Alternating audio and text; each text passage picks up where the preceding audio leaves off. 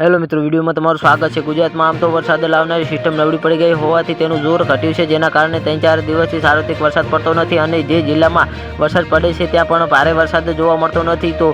તો હાલમાં તો વરસાદી ઝાપટા અને છૂટાછવાયા વરસાદની વચ્ચે ક્યાંક વરાપરની સ્થિતિ સર્જાઈ છે।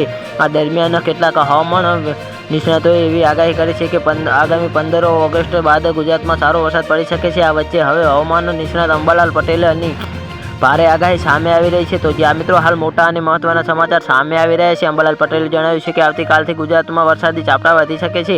15મી ઓગસ્ટથી એટમોસ્ફેરિક વેવ મહાસાગરમાં સક્રિય થશે, જેના કારણે હવામાનમાં પલટો આવી શકે છે।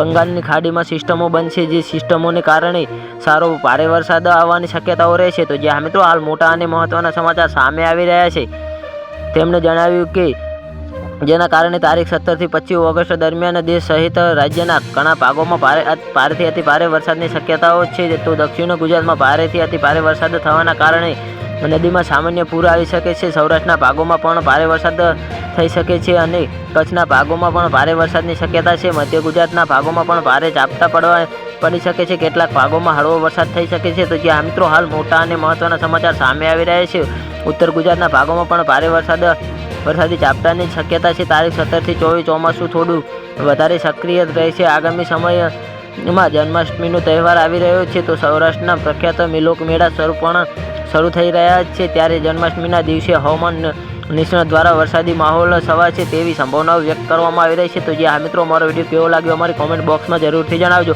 અને ચેનલ પર નવા હોય તો ચેનલને સબસ્ક્રાઈબ કરવાનું ના ભૂલતા। તો વિડીયો પૂરો જોવા બદલ તમારો ખૂબ ખૂબ આભાર।